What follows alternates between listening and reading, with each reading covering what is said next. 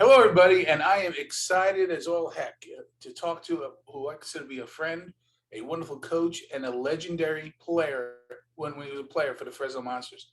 Daylon Mannon is my guest again for the first time. Daylon, how are you tonight? Doing pretty good. Thanks for having me. I appreciate you coming on, especially, listen, people, little inside baseball, even though we're talking hockey. The Monsters played tonight, and they went into overtime, and you probably, if watching the game or following all your social media, we won in overtime. And what a game, huh, Dallin? Give us a little. What were your thoughts? You're up 2-0. You're in overtime. Yeah. I just tell the guys we got to play a full 60. We got a game plan going into it. Unfortunately, I think we got away from it a little bit in the second, but one thing I preach is being a good teammate, being up on the bench when times get hard. We just got to stick to the system, stick to what me and Gump are trying to tell them. And, fortunately, we got the win in overtime tonight. So I'm a big believer in process, both when I played college football, coach college football, and now as a coach with high school softball. So what do you say, again, don't give away any secrets, of course, but what do you say? It's overtime. You're going to be skating with advantage for 40 seconds. What do you say to the team? For tonight, we had a power play. So when third period is over, we drew up a play with the two Swedes and Chris and Gags out there. I like to just draw up plays, man on man, 3-on-3. And then what I like to do on also power play too is we stick to one play, and if that doesn't work, then I give the team go have fun, right? Go make plays. That's why they're in this league. That's why a lot of them can score the goals they score is because they have the talent to do it. So I give them one thing that I want, and if it doesn't work, then they go have fun. And like Chris tonight, what a snipe by him, and unbelievable. Yeah. So I told them one play didn't work, and they just went out and did their magic. So the funny thing was, from that aerial shot, most of the USPHL's broadcaster from, you saw him creep into position, and you're like, if they get him the puck, it's over. And they got him the puck, it was over. Yeah, he's like Ovechkin out there. That's his spot. Some teams are starting to figure it out, but he still finds a way to score. So good for him. And and that's the process, right? They adjust, you adjust. They adjust, you adjust. That's what the elite players do. So I'm going to jump around a little bit. We definitely want to talk about Selland Arena and the Fresno Monsters. But with your goalies, you have very, very good goalies. I'll give you a little inside baseball here, too. I'm part of the committee that every Monday selects the player of the week for our division. Okay. And you hear the people talk, and they say that, the difference between this year's Monsters and Monsters of the past? They say your defense and your goaltending. And because, we pile up the points with our defensemen, and they play defense. So it's not like they're sacrificing one for the other. And you have very stable goaltending. If you can talk about that a little bit. Yeah, we got two goalies. We brought a guy, Jared Packman. We brought him as a third goalie. Unfortunately, he tore his MCL. It was a tour of MCL. Wow. Yeah, so he's done for the season. But just to have him in the room as well now, it's just another voice. But yeah, Ethan Jordan, Ben's Powell, they've been here since day one. Kind of a 1A, 1B kind of scenario right now. Yeah. Been playing Ethan a little bit more. Bence was sick last weekend, so he didn't come on the trip. But Ethan, he works hard. You can tell tonight too. I don't know why he doesn't bring a water bottle on his net, because tonight he needed it and he was gassed. But this. It's what it is. It's what's the word I'm looking for? It's luck. It's just the way he doesn't. Superstition. That's what I'm looking for. That's what it is, in my opinion. I used to put my uniform on the same way every game. He hasn't put it there, and he's playing well. Yeah. So goalies are weird too. So it could be a superstition. It could be a superstition, right? But just with practices, Ethan's just doing an unreal job. And I think he saved us tonight. He we had a 5-on-4 for 5 minutes. We had to Yeah, you kill, killed a major off beautifully. right, and Frustrating that's the other team too. yeah, and that's when, as you brought up the defense. I mean, we had Braden Wilson blocking shots, Jacob Gagnon blocking shots, our leader. That's what I try to preach is, again, playing as a team, playing for the logo, just playing Monsters hockey, and that's defense, blocking shots, getting back on the back check, have a purpose doing it as well. So I mean, yeah, Gagnon and Heger, and you've had some amazing people, but I want to talk a little bit about Coldwater. This guy, first of all, the black eye, the blackest eyes yeah, anybody's ever had. But he's just involved in everything, and you just don't realize what he's doing until he's done it. yeah, no, I mean, Coldwater, yeah, that black eye was pretty gnarly. When it happened, he finished the game out. The next day, I think it was a Friday, and then we played Saturday, and I came in the room and put him on the lineup, and Jeff said he's not playing. I said, yes, he's playing. And I walk into the room and I look at him and I said, yeah, you might not be playing. He couldn't open it, but he would I have went mean, out yeah, there, right? He would yeah, have went out there. no, he would have. That's the good thing about Kelly is that we've been working with him a lot lately. I know he wants to make a jump to the next level, which I think he does have the skill. Um, he's offensive minded. Obviously, he had an unbelievable power play goal tonight as well. But him and Blengino, Yes, he has been unbelievable. yeah, I pulled them aside today and I praised them a little bit. I think they did one heck of a job out there tonight, and I think they were a big reason why we won. Their defense, they're both offensive minded, right? But I think they played unbelievable defensively tonight, and I think they're both of them are a big reason why we came with 2 points tonight. Well, it's so true because a lot of times, especially offensive defensemen, they sacrifice defense. Your players don't. None of them do. They play defense, and you see it all. You see every game, every shift, all the time. It's of course sometimes better, sometimes a better peer than others, but there's nobody loafing out there, and you can tell they play for that name on the front of the jersey. But one thing I want to say before we don't talk about the goalies anymore is, and again, I'm superstitious this way. I don't like to give names.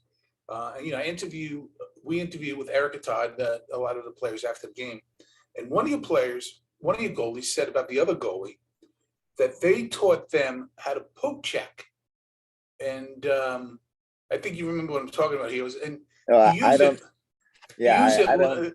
Go ahead. I'm sorry. I know I didn't hear it, but I can tell who you're talking about. Yeah. Right. And and I bring it up because they used it during a penalty shot in overtime and earlier this year, and it was fabulous. And they stoned them, and we won the game. And I said, "Where'd you learn that? How'd you learn that?" I said, "Did Gum teach you?" No, my partner did. Is that a happy circumstance, or is that a culture created in the locker room, or both? That people feel so willing to give to each other. Yeah, I mean, again, like, be a good teammate. I mean, I think like that's the biggest thing. Like, this is my first year coaching, right? So I mean, obviously I helped out with Cody Key a little bit and learning from Kevin Kaminsky Killer. One of the biggest things that I want in my, or not what I want, but or what I want from my players, right, is just be a good teammate. And that's just like you said, that's being a good team. That's making everybody better, right? That's making that's one goalie telling the other goalie something, and look what it did for us. You know what I mean? So yeah, I mean, there's stuff that we, again, like, I think our team gets into some trouble where we kind of start early in the year, not as much now. Early in the year, we started pointing fingers when we got down a little bit, which that's kind of the culture I'm trying to fix. And a lot of these kids, I mean, it's just facts. A lot of them came from losing teams last year. Right. I mean, I have a couple of St. Louis kids that I think they told me they won 5 games last year, Mhm. right? And you can look at our record now, and I think they're starting to learn how to win and have fun winning, and that's just working hard, being a good teammate, like the blocking shots, right? All the Right. boys were pretty pumped up today after all the big block shots, and that at the end of the day, like Gags blocks a shot, okay, that's helping our team, right? Mhm. Benz tells Ethan, I think you should poke check this. Okay, now that helps the team, Right. right? So just stuff like that where I think we want everybody to get better, like just like stuff like that. And in practices, right? We're not taking it easy on each other. We have battle days where, you know, so and so will go hit that guy. And Mhm. it's not like at the end of the day, you're brothers, right? Right. It's making each other better. You don't want to go soft on some guy in practice. Then in the games, you're gonna go soft on some guy in the game, right? So So I want to just talk about it briefly because you brought it up, and I'm so proud of you. Not that you need me to be, but I am, um, because you came in at the last minute. There had to be a change for whatever reason. We won't get into that. Mhm. Talk to me again. I love process. Talk to me about your process. What are your thoughts? How do you put together? Hey, I know this has been traumatic for a lot of you. A lot of you must have questions. And yeah, I'm a local legend, but how do we? And there's a reason I bring that up. There's credibility there, right? I mean, they know that you're a hard worker, so they know you're not coming in as somebody who loaf. That's what I yeah, mean by that. So tell me about your process and how you and Gump are just wow, it's beautiful. yeah. I mean, for me personally, I mean, I just want to thank the team so much because they were the ones that asked for me, I guess. They did. Um, we I guess I was the assistant coach, and you know, unfortunate things happened where they had to get rid of somebody, and um, Jeff asked me to do it, and I at first I told him no, because I work at UPS as well. I work at UPS at 4 in the morning to 9, and then head on to the rink to practice at 10 o'clock to 12, 1 o'clock. So, I mean, it is a lot. But what really got me is just the kids. And I think what happened to them was very unfortunate. Right. And then I guess they came, Jeff said, what do you guys think about Daylon coaching? And I guess a lot of them, to my understanding, all of I them. can tell you that's exactly what happened. Everybody. Yeah. Yeah. So they wanted me to coach. And I mean, again, just Gump stepping in as well and teaching me um, little things here and there. Cody Key helping Yes. me, and I lean a lot on Killer. I love Um, that. I love that man. I don't know if I use that word love. I love that man. yeah, he's a good guy. Bit of a teddy bear, but Yeah, exactly. Don't let people but know. no, he can know if I said it. But Right. yeah, so I mean, I lean a lot on Killer, and Gump's helping me out. But I mean, at the end of the day, um, if this is really what I want to do, then I got to start taking it seriously, which I would say maybe the first weekend when they told me I was going to coach, I just, all right, I'm going to coach the weekend, and then we'll find a Right. new head coach. And then I ended up starting to like it, and now, now it's part of my life. Um, and I'm trying to what my coaching style, I guess you'd say, is I just try to tell them what I know, right? Right. Like I think I think my hockey career as a player, um, like it says what it says. Um, I think I did all right. So whatever I did from 16 to 21, I just tell the kids that's how I want you guys to play. And Right. a lot of it is what Killer taught me. And I mean a lot of my coaches when I was 16 too. Um, I mean, honestly, from Pee Wee's, if you want to be honest, Right. just Right. just just learning and you learn what you like coaches do and what you don't like. And that's kind of what I do. And the skill level from that I expect from my players is that you need to think what the other team's doing first, and then you can react. That's how I um, played my game. If a defenseman's coming up on me, I know what he's gonna do, and then I'll do this Right, right. rather than me making a move first and having them react. I want them to make a move first, and then I know what they're doing, right? So, I mean, again, coaching is hard, um, easy. I mean, Mhm. it's really at all. Probably gonna go bald or gray hair in a couple of years, but Listen, as a guy who's a lot older than you and lost a lot of hair, let me tell you something. You don't actually lose hair. It all goes on your back. well, geez, I don't know if I want to hear that No, one. you don't want to hear that. Trust me. You know, why are you not going in the pool? I don't want to look like I'm wearing a sweater. You know. So anyway, um, one thing Yeah, I want so to talk about with your team for a second is, and we're going to have some news reporters there next week for our players from Mexico and mhm. Danny playing in the World Juniors. Let's talk about that. Um, you have, I think, 7 different countries represented on your team, or so, something close to that. How do you? I know you do it organically, and for the love of hockey, and with the name on the front of the sweater, but you're dealing with different customs and different ways of doing things. And how do you meld all of that, especially as a first year coach? And you're doing it so well. Yeah, I mean, I think it's being in the player's mind. You got to be a player coach, right? You got to Mhm. get to know. You got to like. I'm not that old, Right. with like 24, and then some of the kids are 20, 19. So I'm not that far behind, right?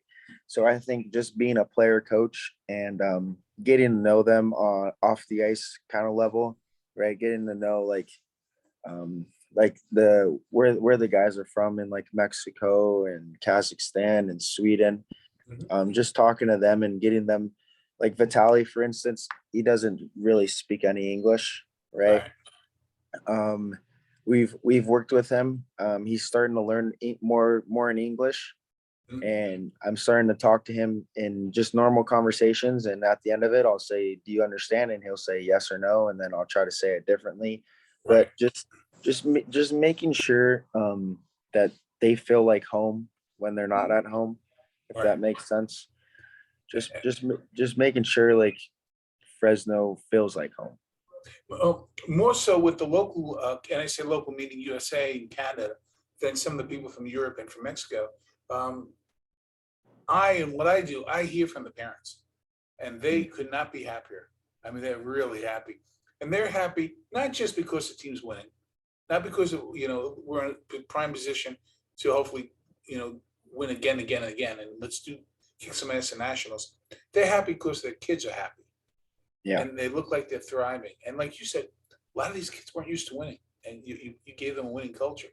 Let's talk about Danny going to World Juniors. That's a big notch in our belt. How does that happen? Do you get a call from Team Mexico, or how did that work? Walk us through that. So all of them, Danny, Alonzo, and Marcelo, they all played for Team Mexico. Right. I believe last year. I think Marcelo didn't make it last year. I think he made it 2 years before that or something. But they all played for Team Mexico, and um, the other two, Alonzo and Marcelo, they aged out, so Right. they couldn't go. So Danny got the call, and he let me know. He I don't know why he asked me, but he asked me. He said if Because he he can respects you. go. Because he Yeah. respects you. So he asked if he can go, and I said absolutely. I mean, to represent your country and play the game that you love, I think it's unbelievable. And um, he brought home a nice watch that he got for MVP or something, and then he got a little. I think he got a trophy for MVP, and then a watch for player of the tournament or something like that. I mean, to play in Iceland and to get that award for his performance against China. I mean, that's lifetime memories, right? I mean, that's what hockey does. It's a very small world where you can talk about that kind of thing. You know, Yeah. and, So and that's to help our program, right? I mean, going forward when we're trying to get new players down the road. yeah, I mean, and then he puts in his work in Iceland, and then he hopped on a flight. He got in last night, plays a game this morning for us. So I mean, he's a great player as well. He's learning too. I think we call him Tequila Line. I don't know if I can say that on here, but we I'll call say him, tequila line. That's me, okay, people? Bring the yeah, emails my way. Tequila Line. So And he's a good singer and dancer. When we went to San Jose for the game, he got shoe checked. So, who is Danny? Danny did, I believe. Yeah. Yeah. Yeah, So no, they all like the Mexican music, and they sing suavemente and stuff like that, and they it's can wonderful. dance. Yes, it's So wonderful. yeah, And again, you only do that when you feel like a family, right? You only allow people to see us all acting silly and obnoxious when you feel comfortable with each other. yeah. So I mean, shoe check is a great thing. Um, but yeah, I mean, everybody was happy for Danny, and everybody was keeping up with it. Um, Unfortunately, I don't think they won a game, but That's it. he had fun. So But you know what? That's okay. You know that. I remember Ron Darling, who used to pitch for the Mets and the A's in Major League Baseball, once said, "The person that doesn't win a game in the major leagues is the greatest player that's probably in your neighborhood that you'd have ever seen. yeah, So much better than anybody else." I want to talk to real quick before we go to Selland, because you mentioned about the team and you mentioned Killer. Killer and I had a long conversation once about the bus. And I'm not one of these guys who want to know what goes on the bus, but if you can share with people, I had it playing college football. The bus is a special place, isn't it? yeah. I mean, that's what it's what when you age out, it's what you're gonna miss, Right. right? It's what I'm I getting miss. teary thinking about it. Yeah, it's you miss the guys on the bus. I'll tell you a quick story that just happened to us. We're on our way to from Long Beach last weekend. We're going up the Grapevine. Our game was at 7:30. It was a late night game, so we went in and out after. So it's midnight. We're heading up the Grapevine. Everybody's kind of laying down. The guys in the back of the bus are talking. Ray, our bus driver, pulls it over. Great guy. Yeah. He pulls it over on the side of the road, and everybody's head pops up, and Jeff says, "What are we doing?" Bus broke down. So Wow. yeah. Wow. So the bus broke down. The boys turn on the speaker in the back, play Sweet Home Alabama or Sweet Carolina, whatever one they were playing, and everybody just sang along. We got home at 8 o'clock in the morning that night. Right. They had to bring another bus from Fresno, which is about 3 hours, 4 hours to get there, and then drive back home 3 hours. So that's something I'll never forget. That's something that Sure. the guys will never forget. But I mean, just when times are down like that, I mean, the boys always find a way, like listen to music, and everybody's laughing, having a good time when the bus is broken. So that's great. yeah, But again, that's a team that loves each other and feels like a team. And yeah, I tell you, I'm obviously a lot older than you. I still miss the bus. You know, those trips, 10, 12-hour trips into Pennsylvania, upstate New York, and the snow and everything else. You can't beat that. You just can't. yeah. I mean, it's not fun going on the bus for the No. long times, but it's fun when you get to hang out with the boys for that long. That's what I miss about my my career, and just being in the locker room with the guys. You are one of the people, and you'll roll your eyes, and I'm sorry. It's just how I feel.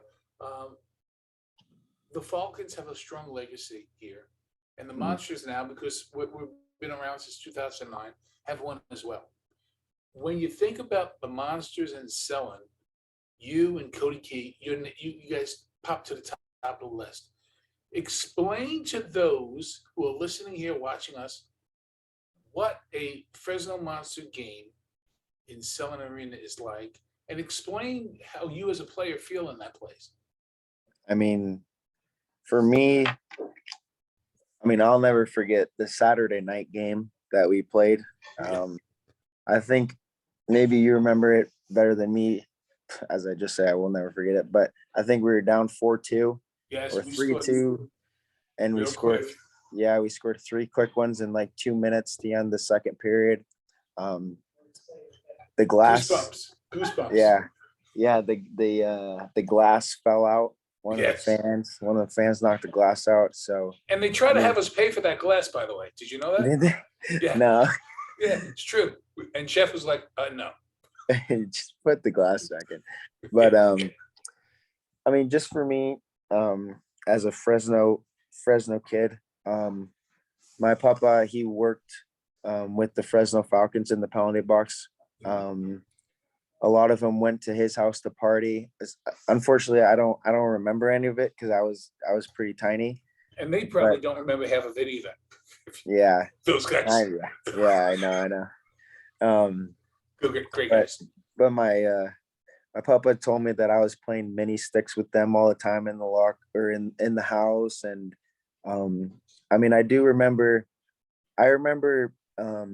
Save Mart Center. I remember Selland Arena when they came back with the Monsters when the Null team was playing in Selland. Sure. And me and my dad would go to those games all the time and just watching them play in Selland. And then when we made it possible to play in Selland my year in Fresno, it was I'd say a dream come true. It was unbelievable. Especially all the fans that were there. I hope we get as many fans as we did that one weekend we went. But just playing in there, scoring the goals, and I think there's a pretty cool picture of me scoring a 3-on-5 goal, not 5-on-3, but 3-on-5. 3-on-5. They could not catch you. Yeah, that was great. I remember that one. There's 2 goals I remember that I scored vividly, and it's that 3-on-5 goal where I try to get it out, and Corey Hurtubise gets it, gives it to Cody. Me and Cody go down 2-on-1. I give it to him early because I know he can make the play and give it back to me, and I wasn't comfortable with me making the play to him. So I made the play to him. He gives it back to me, score, and there's a pretty cool picture of that one. And then Saturday night we were winning. We came back. I think we were down 3-2, right? And then we were down. Yep. And then we scored 2 quick ones. Then we took the lead 4-3, and that place was buzzing. It was loud in there. And then third period comes, they score to tie it up 4-4, and then they got quiet. It was crazy. I'd never experienced anything like it at the time. It got so quiet, and then we do a play where it goes. I'm not actually going to say it because I do it. Right. But don't give away anything. But you had a play.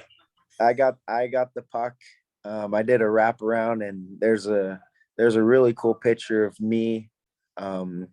My skates are off the ice, kind of the Bobby Orr kind of style, and I put the puck in the net, and the rest was history. So. You mentioned something there, and it's tough even in this podcast to talk about. That place was so loud when you scored that goal.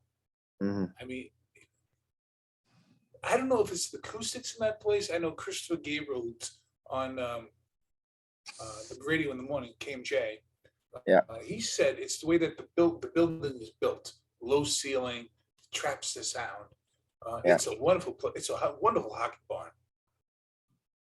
Yeah, it's old too. It has the history in it, with the Falcons, and I still have little cards with Glenn Gulletson and all those guys, right? And just a Terry Friesen. I remember Terry Friesen. He was a goalie. Great guy. I Yeah, interviewed yeah. him. Great guy. He had sick pads too. His setup was unreal. But there's a card of him in Selland, and all the fans are in the back, and it was just it is pretty cool. So, how does do you think our kids or your team? Do you think they realize that they will be playing at home for the they are on home ice in an arena that's larger than the one the Coyotes currently playing? I don't think it's gonna hit them until they see it. Right, right. Honestly, I know a couple of them put the ice in, so they got to see kind of what it looks like. But I mean, in all honesty, it's different when all the boards are up, the seats are all the way down, Right. and there's a lot of heads in there. So I think when they walk in Thursday night, we'll have pregame skate Thursday where they can skate on the ice and then look around and see how big it is. Mm. And then Thursday night when all the fans are in the building, I think it's gonna hit them. Yeah, Listen, it's not every day the mayor of Fresno drops the puck, as you know. I mean, this is a big deal. And playing yeah. against the Bakersfield and the '99 showdown. So, but last, I don't want to project too far ahead because superstition, but we know that this team is built for nationals. Mhm. Anything less is not acceptable, correct? I mean, Yeah. unless there's injury. Yeah. So, how do you keep the team from looking too far ahead? I mean, with like with these games against Vegas, I mean, obviously, I think Vegas is going to be a playoff team. Sure. Um, so we just got to act like these are playoff games. Mhm. We go game by game, right? We're not really looking that far ahead. We know how big the games are from here on out. I think that's nobody's hiding that. Um, but yeah, I mean, I think we clinched last weekend, Last so week. step Yeah. step one is done, but I mean, there's still a lot more down the road that we need to do, and I think all the boys are just sticking to our systems, playing game by game, and just being good teammates and staying disciplined and doing what we can to just get 2 points every game we play. Well, Dylan, I want to let you go because you're on the road, get some rest, and I'm so excited that you're our head coach, and the team loves you, as you know. More work to do, and we have an exciting weekend coming up next weekend. Any final thoughts to share with the fans about playing in Selland and that weekend series? I mean, Battle of '99. I know the older fans are gonna remember the Bakersfield Condors and Sure. the Fresno Falcons. So I think everybody's gonna be excited. I know our boys are excited. Um, I know we got a job to do this weekend, and then when Monday comes, then we'll start looking forward to playing and selling. But I mean, I think it's a must see thing, right? I think Fresno is getting better and better, or hockey's getting better and better in Fresno, and I think this is a step in the right direction. And I hope everybody can come out and we can feel the electricity from everybody and just have a good day, good weekend. Coach, thank you so much for being my guest today. Daylon Mannon, thank you so much, and keep the team rocking. And we are so fortunate to have you Thank as you. I our leader. appreciate it. I Take care appreciate now. it. Bye now. All righty.